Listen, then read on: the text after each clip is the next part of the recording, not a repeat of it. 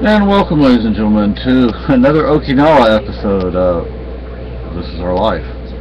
Okay, so this video is somewhat different because this is actually a military video about Okinawa. A lot of my memories have little or nothing to do with the military.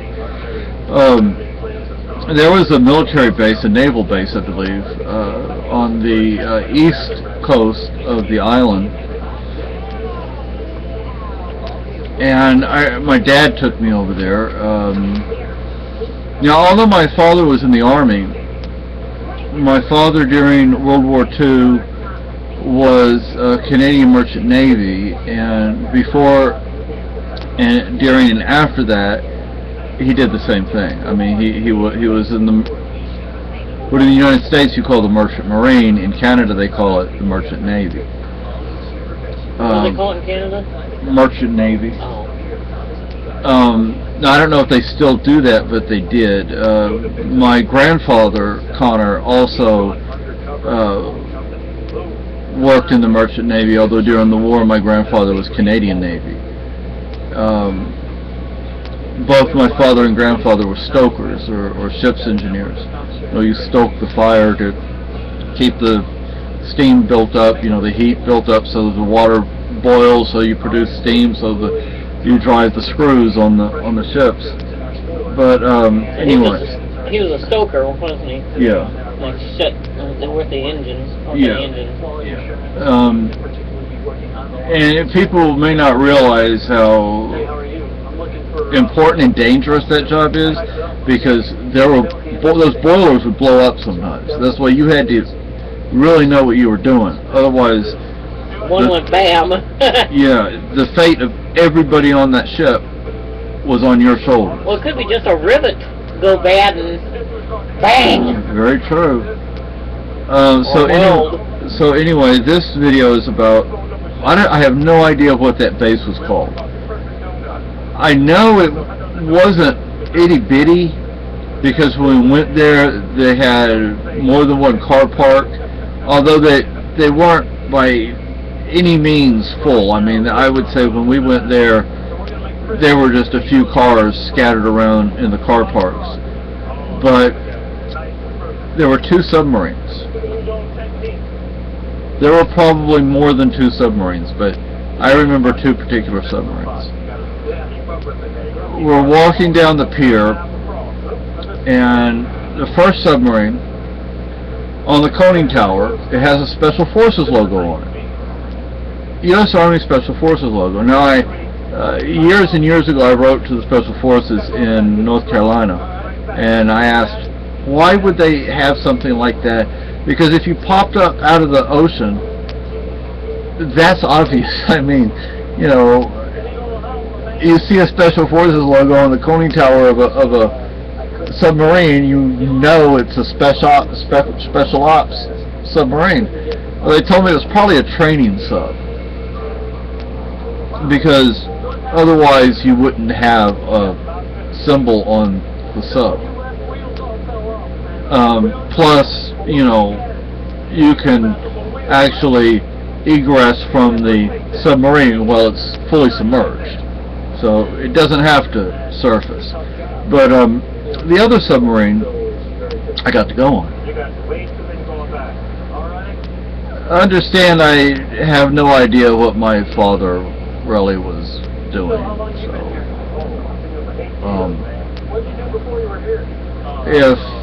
Believe me, if the government wanted me to know what my father did, I've inquired enough that I would know. I guess the only other thing I could do is do a Freedom of Information Act request, and I don't want to do that, because when you do that, they make a file on you, and I'm not interested in any more files on me by anyone.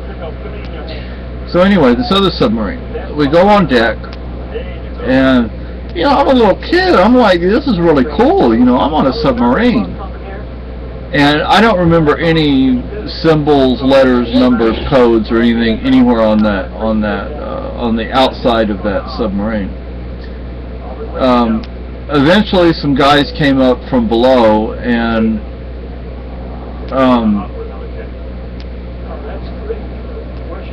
they had a sailor come over and like watch me. You know, I kind of went over to this side with the sailor, and my dad and these other guys, they kind of huddled over here, and they were talking. Then guess what? They all disappeared.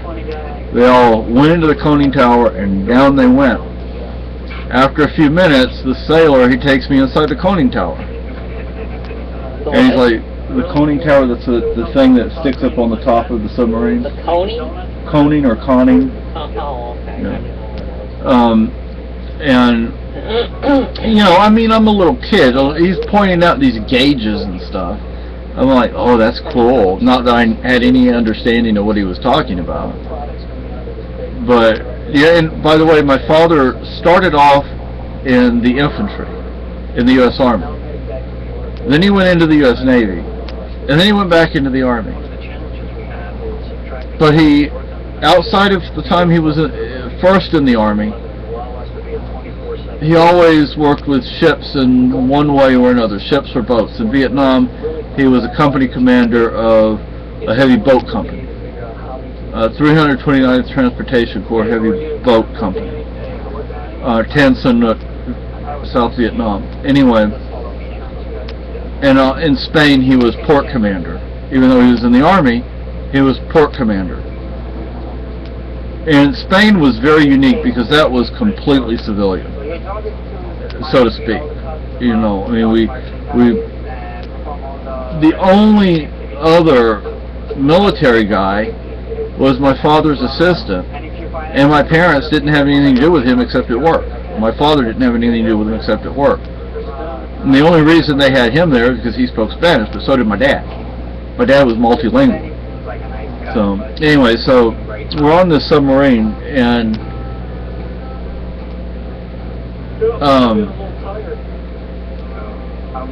you know, all of a sudden, you know, I'm in the conning tower, and all of a sudden, these guys, my dad and all these other guys come back up from below, and we leave. That was it. We left.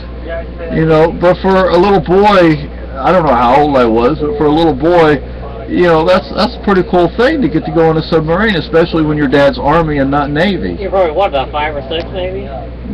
5, 6, 7, something like that, you know. So,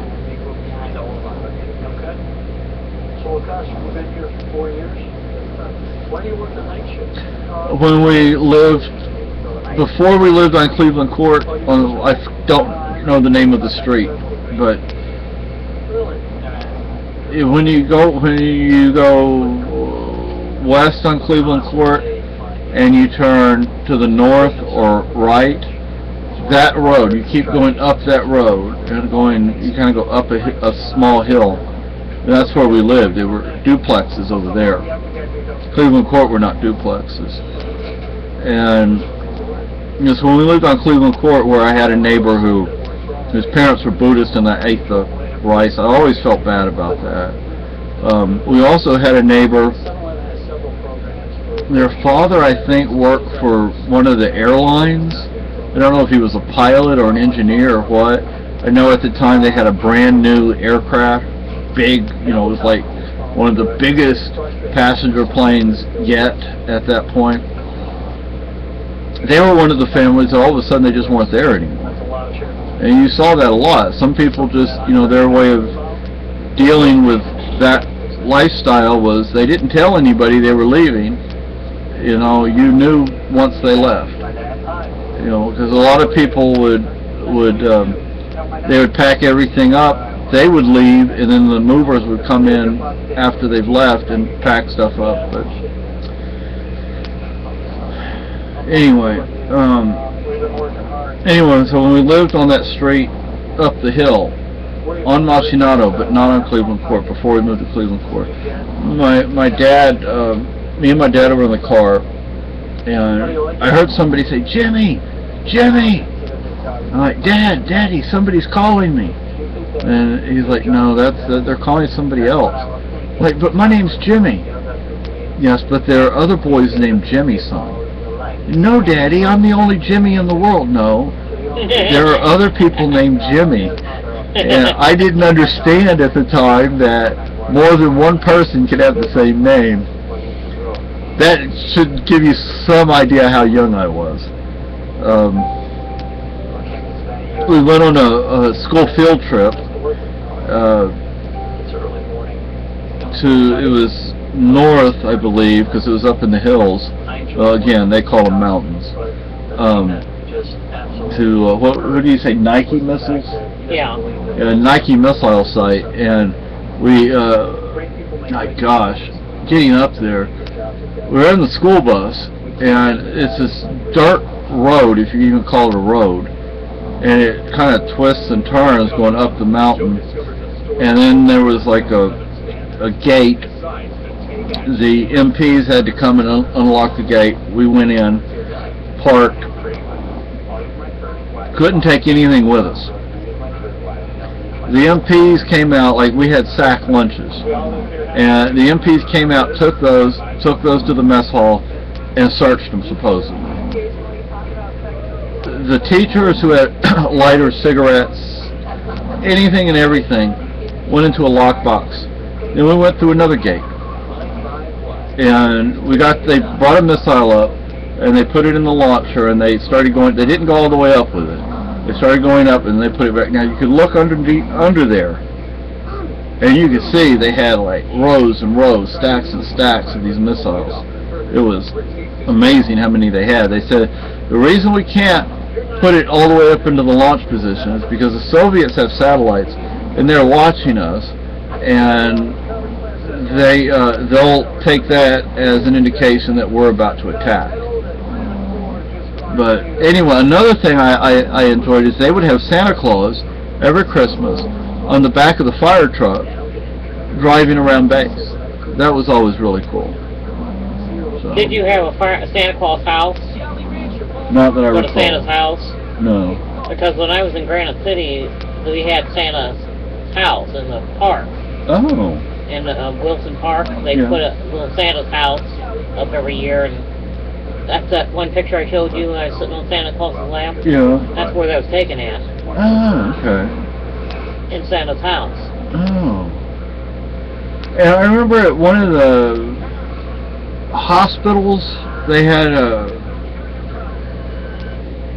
I think it was a hospital. They had like a little store in there, and you could buy shoes, and they even already came with a pair of socks. And I remember seeing Santa Claus. I remember the first time my sister saw Santa Claus. Scared the hell out of her. Oh yeah. Oh my gosh. She freaked out, huh? Yeah, she was yelling and crying. Oh my. That was a mess, huh? Yeah. And I remember I guess it was the Air Force. Every Christmas, you know, they would do. They would like have a news break. You know, we have spotted Santa Claus on our radar. He is such and such a place. So, boys and girls, you need to go to bed. You know, so that was always really cool. I believed in him at that time. You know, so now I'm Santa Claus and my wife is Mrs. Claus. Of course, with my beard like this, actually the kids actually do think I'm Santa Claus. Around Christmas time, they're like, "Mommy, look, there's Santa Claus. Daddy, look, there's Santa Claus." We ought to find you a pair of red pants, red sweatpants, and you know, like when you go out this year, like let you wear them, you know, in public, and they go, "Where's Santa Claus? Where's your coat at?" Or, you know. That's a good idea, folks. And I actually early this year had a Santa suit on my Amazon list. I don't know if it's still there, but it was, how much was it? Like 30 or 40 bucks. So maybe this year, maybe not. But this year we're getting tamales from San Antonio. No ifs, ands, or buts about it. So anyway, I guess that's enough stories for now. Oh, okay. Guess it's not enough stories for now. Never mind. When you drove on base onto Machinado, there was a hill. You're coming out. You're going north from Naha.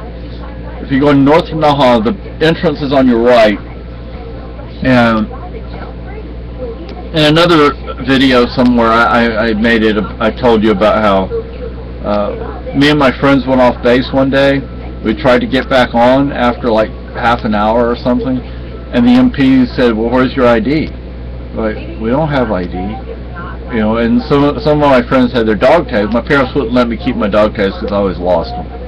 Yeah, so they're like, well, you can't get on base if you don't have your ID. And we're all like freaking out. So we start walking south toward Naha, and we find a hole under the fence, crawl under it. And, you know, the MPs can see us from where we were, you know. And, you know, I'm scared to death, like, oh no, I've broken the law, I've done something horrible. But there was this hill, as you went on base, when you go on base, you're driving to the east. On the right side, somewhere along that road, there was a hill. We used to take like cardboard, and we would slide down the hill. And I remember some of my friends, I would want to go to their house and play with like Matchbox cars, and what is it, Matchbox and I don't know. There's no Matchbox. Anyway, but one of my friends, he's like, no, I'm not going to play with those cars with you. I said, why? He said, because you push down too hard and you like bend the axle. And I was like, oh, I didn't realize I did that, and I didn't, you know. But after that, I realized I did it. But for some reason, I thought I had to push down real hard when and we played marbles and anyway. So bye bye.